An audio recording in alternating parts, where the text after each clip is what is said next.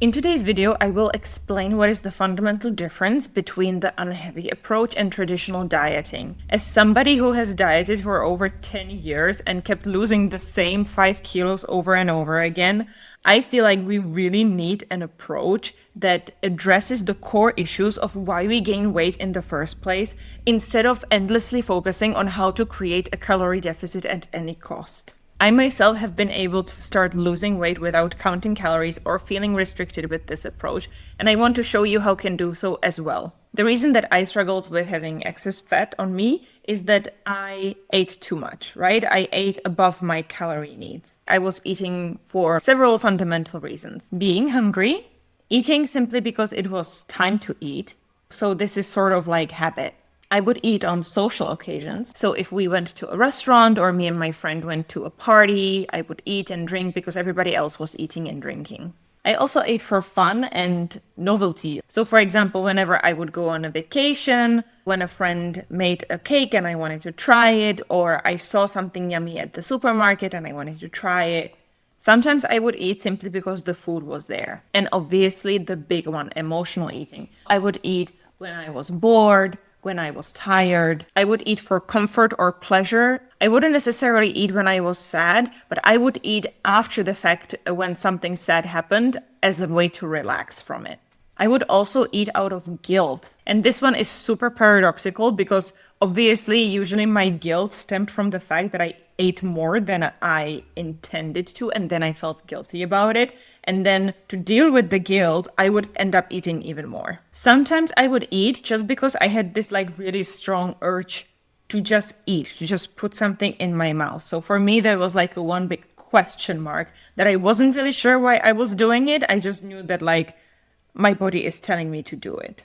Now, what would happen if I went on a diet? So let's say this was kind of my normal way of eating. This was on a diet. And then we are going to have the third one for unheavy. But on a diet, right? What happens? Let's say I went on a diet that said, okay, you cannot eat anything above like 1700 calories. So technically the diet doesn't really care like which of these you are eating for. So it would kind of like do like this and be like, okay, you cannot eat anything here over the 1700 calories. But I was a smart cookie. So basically I was like, okay, let's see like what from these things we can cut out so that we are achieving our 1700 calories easier. And my problem was I was not aware of this. I was not aware of this. I definitely didn't know what to do about my question mark. I didn't trust my body enough to eat according to my internal hunger cues. So I actually thought I really needed this one. Everybody tells you that it's normal to be hungry on a diet. So I was like, okay, I'm not going to eat for hunger reasons anymore because being hungry on a diet is normal. And obviously, when you're on a diet, like the easiest thing to cut out is like any eating out or social occasions because you don't really need that, right? Like you can postpone going out for a couple of weeks before you lose the weight. Any fun or novelty, oh, come on. Like you can also postpone that until the diet is done.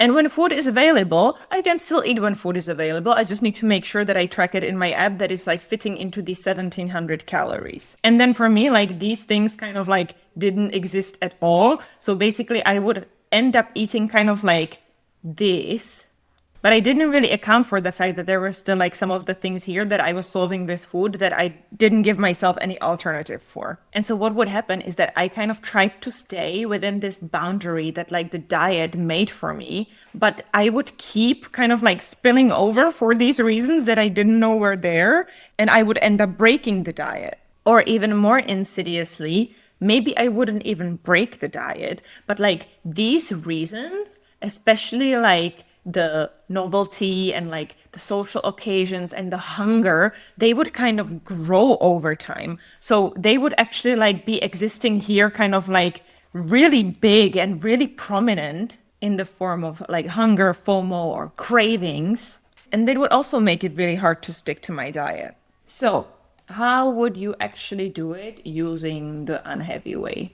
Let's take a look. With unheavy, we start with awareness. So actually, the very first step you take before you even like attempt any sort of dieting or creating a calorie deficit is that you actually like map out these reasons. So you learn how to recognize your hunger. You get on a time eating schedule that actually makes sense for you. So if you are not hungry in the mornings and you don't have any time to eat breakfast, why the hell would you make yourself eat breakfast? If you have a really busy afternoon at work and you don't have time to have a snack in between and you're not even that hungry, why should you be forcing yourself to have a snack just because? On the other hand, if you are going to a social occasion, but you know that the dinner is going to be super late, like 9 p.m. or something, and you are getting hungry at 6, it makes a ton of sense to either eat at home beforehand or at least have something small so that you don't come to the restaurant and you're like super hungry. So we are focusing on time eating schedule that is actually helpful for you and the way that you live your life.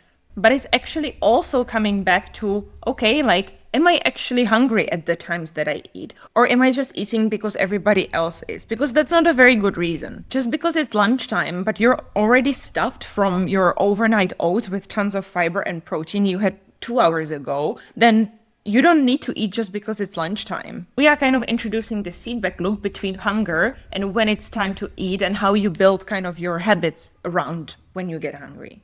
And it's very well possible that you will discover times that you're used to eating, but you are actually not hungry. It's not serving you and it's not serving your lifestyle. So you can just like cut it out. I'm going to demonstrate here, okay? Like we cut out the unhelpful habits. Next step is social occasions. So I went to a concert the other day and I had a beer because, yeah, I was there with my friend and we wanted to have fun. I had a beer.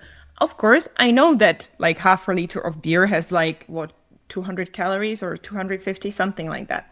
But I was there, I was having fun with my friend and the beer kind of added to the occasion. So what I like to tell people is if you are not sure whether you should eat something on a social occasion or not, ask yourself this: is this food adding to the experience or is it taking me away from the experience? Do you see the difference? If I am going out for a pizza night with my friends and we are having all pizza together, that is a way of bonding. That is a way of celebrating. So we are creating a shared experience together and the pizza is the tool to do that. It connects us, it brings us together. If somebody goes to a pizza night and eats no pizza and other people are like, hey, like, why are you not eating the pizza? Is something wrong? You can see how that's kind of weird. Like, if you don't want to eat pizza, then like just do something else with your friends. But then imagine going to like a family dinner where like you hate half of the people, your aunt is nagging you about something, your grandma is asking when are you going to have kids? And the last thing you want to do is be there. And there's pizza in front of you on the table. And so instead of actually feeling bad about having to spend time with your family that you are not really enjoying, you just like shovel in the pizza. That is taking you away from the experience because you don't actually enjoy it. You don't want to be there and you are using food as escape mechanism. And naturally, if the food is adding to the experience, we want to keep it. If it's taking you away from the experience, we do not want to be doing that. We want to train our assertiveness muscles and excuse ourselves from attempting experiences that are actually not being joyful to us. Let's take a look at the next one. Fun and novelty. Fundamentally, I don't think there's anything wrong with wanting to experience new food and trying new food. The thing about this one is that for most people, it actually doesn't really happen that often. Like maybe if you are going to try a new restaurant or if you are going on vacation or something like that, and you really have this like desire to try something new and it's part of the experience, so on. It's kind of connected to the one above. But then I would also say, if you're eating for this reason, really enjoy the experience, like taste the food. Do not like, buy the new flavor of chips and then eat them while watching TV while you are not even tasting them. If you really focus on the experience and actually register how the food is tasting in your mouth, you will scratch this novelty itch pretty quickly. And then you realize like either the food is like maybe good but not that great, and then like you put it back into your pantry, or it's not even that good and you're like, I'm glad I tried this, but I'm probably not gonna buy this again. Next one we have here, eating when food is available. And here I am a big fan of introducing some sort of awareness practice to your eating ritual. What I do is that I take pictures of all my foods that have calories that I'm eating, because it kind of makes me stop and think, hey, like, do I really want to eat this? Is it worth it to me to eat this? Is it worth the calories? Or would I rather like skip and do something else? You don't need to take pictures, although that's my favorite way because it's the most convenient. You can also have a food diary. You can just write it down. You can have a tracking app. You can make a rule of it that like every time you're going to eat, you actually have to like sit down. You cannot eat standing up or something like that. Or if you are wearing a rubber band around your wrist for your hair, you can just like snap the rubber band. The mechanism doesn't really matter. It's basically like something you do every time you eat, so that it makes you pause and think, do I actually want to eat? And then you can evaluate, okay, am I hungry? Is it adding to my experience? Do I even have time to enjoy it and savor it? And if you answer no to all of these questions, then my advice would be, yeah, just don't eat it. Now we are getting to the big ones. So these are our emotions. And emotional eating is one big category that I am going to make a whole video on in the future. But let's talk first about this question mark, because I think that is what is confusing many people, and that is why it's so hard to stop emotionally eating. Because what is behind this question mark? You are actually not equipped with the skill to recognize the emotions that you are trying to suppress with food. And the reason for this is that when you are suppressing emotions regularly, and maybe you have been doing it for years, maybe you were taught as a kid that, okay, like if you're sad, it's better to put something in your mouth than to actually express your sadness because you're going to be punished for crying or being too sensitive or something like that. If you have been managing your emotions or running away from your emotions using food for a long time, it is quite normal that you actually kind of lose this ability to even recognize that the emotion is there.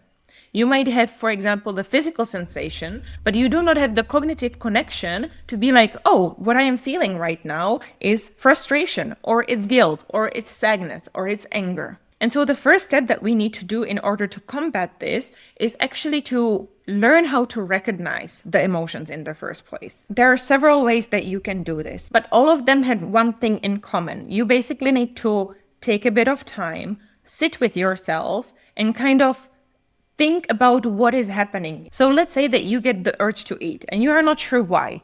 First, you check with yourself and you ask yourself, am I physically hungry? If the answer is no, then we go to step 2. You go, am I hungry? No.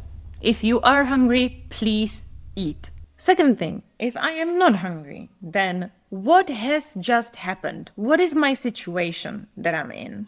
Maybe I have a really hard week and I got home and I am like really tired and I know that there's this project that I should be working on or that I should go and clean up or something, but I don't really want to do it. So there's kind of this resistance in me. I am kind of procrastinating what I'm supposed to do.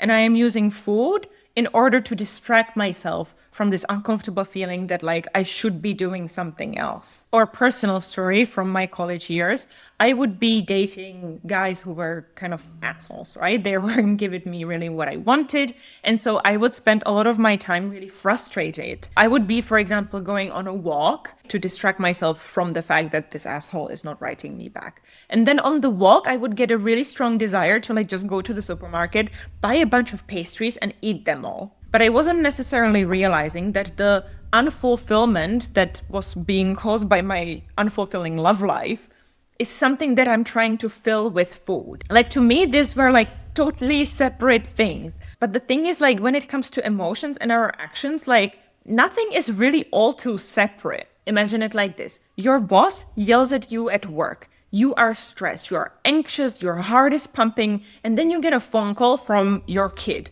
Your kid has nothing to do with your boss, but you are going to be curt and upset with your kid because this emotion that you have coursing through you is governing your interaction with your kid. So the same way, if I'm feeling a lot of discomfort about this guy not texting me back because I'm like, oh, it means that I'm undesirable or I'm unattractive or whatever. And at the same time, food is something that I am using to feel good about myself in the present moment. Obviously, on the emotional level, it kind of connects and it's very clear jump from the guy is not texting me back to I'm gonna have a donut because this makes me feel bad about myself and this makes me feel good. It's just the way it works. So this is why it's really helpful to basically just look at your situation. What has just happened? If you really have like no idea, you cannot recognize what you're feeling, you can ask yourself, what would somebody feel if they were in the same situation that I am in right now? This is really helpful because usually we are, for some reason, way better at being empathetic with other people than we are with ourselves. If I were to ask myself, hey, how would my best friend feel if this guy was not texting her back, but she really wanted to have a relationship with him? It would be like a really easy thing to answer. She would probably feel upset. She would probably feel like she's not good enough. And I was feeling those things, but I didn't realize it. But if I kind of imagine my friend in the same situation and then I ask myself, am I feeling not good enough and underappreciated? It would be way easier to be like, oh, I actually kind of do. And then you recognize the feeling in yourself and you kind of learn what it feels like. So let's add it here on the list. What would someone else feel? What you can also do, and this is really great, is to focus what you are feeling in your body. Because usually when we are feeling strong emotions, they are manifesting somehow in our body. Like if you are anxious, if you are nervous, maybe your hands are shaking, or we are very often feeling like sensations in your throat or in your chest, in your stomach, kind of these like clenching feelings. Or like if you're angry, notice that like you might feel like really pools of heat in your chest. And it's kind of like you're like this, like your muscles are filled with energy and like you want to do something. That's because the emotion is kind of evoking this response in you to take action, to do something. If you are feeling sad, everybody knows this like clump in your throat. And our emotions usually have these physical telltale signs. So if you actually learned to recognize the physical symptoms of your emotions, it is way easier to recognize them also cognitively. So let's say physical symptoms of emotions. So hopefully after you go through this process, you then will be able to decipher what this question mark means and what emotion is behind it. There's still the question like, so what do I do about these? And you already might have figured it out. We will not solve them by eating. Food is not a very good solution for your emotions. And this is because food doesn't actually make the emotions go away. What helps is calming down your body and your mind. How do you actually do this? You calm down your body by taking deep breaths into your belly. You will notice that if you are feeling a strong emotions, you tend to breathe like this. Really high up in your chest, really shallow. You may be breathing with your mouth instead of your nose. And we are basically counteracting this natural response with telling our brain, no, like I am going to breathe with my nose deeply into my belly. And that is kind of telling my nervous system, everything is okay, everything is fine, we are safe. The second thing that helps calm you down from intense emotions is actually to stop ruminating on the cause. I know this can be really confusing when you first start doing it. When, for example, I tell you that you should journal your emotions. And as you write them down and you write down what happened, the feeling kind of intensifies. And this is because there is a difference between focusing on the emotion, on like the physical feeling that you are having in your body, and what actually caused the emotion. So focusing on the cause. If you actually focus purely on the emotion, you realize what caused it, you realize what it feels like in your body, you breathe through it deeply, the emotion tends to dissipate. But if you focus on the cause behind what caused the emotion, you are actually going to keep reigniting it. I'm going to give you an example. If I have a fight with my husband, right, and I am really angry, what I want to do is I want to realize I am angry. I am feeling this like burning hot feeling in my chest and in my stomach. And it's telling me like, do something, lash out, yell. It is motivating me to take action. And I'm just going to breathe deeply into my belly. And I'm going to be like, okay, I am angry. My husband has made me angry. It feels like this hot feeling in my belly. And I'm already starting to calm down a bit. But now imagine if I actually stay on the cause and I'm like, oh, my husband made me angry because he didn't do the dishes and because he promised that he's going to help me more in the household, but actually he is lazy and he didn't do this at all and it's always up to me. And what does this mean for our marriage in the future? You kind of start going into this fucking crazy spiral of bad thoughts that are making you more and more angry. It's like pouring gasoline on the fire and the fire is burning even brighter. So when we are trying to process our emotions, we have to be really careful. Like, am I right now focusing really just on the emotion? Or am I focusing on what caused it and kind of unintentionally making the fire burn even brighter? So step 3, process the emotion. Now, after you process the emotion and you feel yourself kind of calm down a bit, there's the 4th step. And this is actually when you are evaluating the whole situation from kind of a rational perspective with a bit of a distance. And you are seeing, okay, is there actually like something that I need to do or that I need to change in order for this situation to not derail me so badly again? Is there something I should do differently? And this was actually one of my biggest pitfalls when I started with this stuff, because I would try to change stuff that I was doing way more often than was necessary or productive. I know it sounds kind of weird, but actually most of the time when like you have a situation happen to you that kind of triggers you and you are later when you come down asking yourself, well, what can I do differently so that this doesn't happen in the future? The answer is nothing. You do nothing. It will happen again and you will deal with it again. And you don't need to change it. It's okay. It's part of the human experience. Obviously, there are things that you can do, like with the examples that I gave. If I am dating a narcissistic asshole, then obviously I probably like shouldn't be dating them. If I have a fight with my husband, maybe I can have a conversation with him about the split of our household chores. But if your boss is a douchebag and he yells at you and you are stressed at work, like, are you actually going to go and be like, oh, I have to find another job every time your boss yells at you? Or is it just like, okay, like my boss is the douchebag and like sometimes this is going to happen and there's not really much that I can do about it. I can try to have, again, a conversation with him. I can give him feedback, but sometimes that's not really doable. I am obviously not telling you how to live your life and how to solve your problems. What I'm saying is that sometimes forcing yourself to look for solutions to every single problem in your life can become exhausting. And it's only going to stress you out more and it's going to take you further away from our goal, which is to actually be able to live a peaceful life where we do not have to distract ourselves with food. We do not have to comfort ourselves with food all the time because there is so much discomfort. Sometimes just processing the emotion is enough. You do not need to prevent the situation from happening in the future. Let's take a look back at my scribbles over here.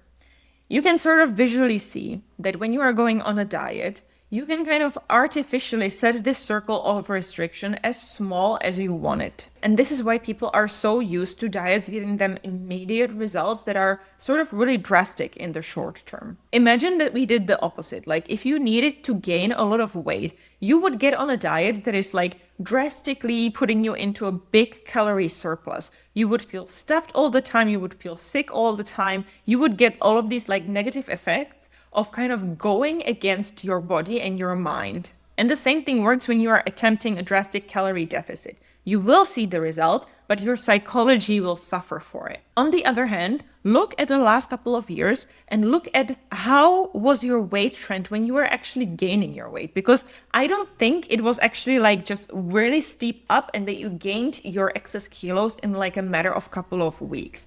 Probably not. It probably took you years to gain this weight. It was a natural process where you weren't stuffing yourself to the point of sickness every single day so that you were able to gain 10 kilos in 4 weeks. It was probably a gradual process. Like you would be good for a while and you would be maintaining your weight, and then something stressful would happen. Maybe you would have a bad time at work or something like that. You would overeat for a time to manage those bad emotions and your weight would spike a little bit and then you would stabilize again.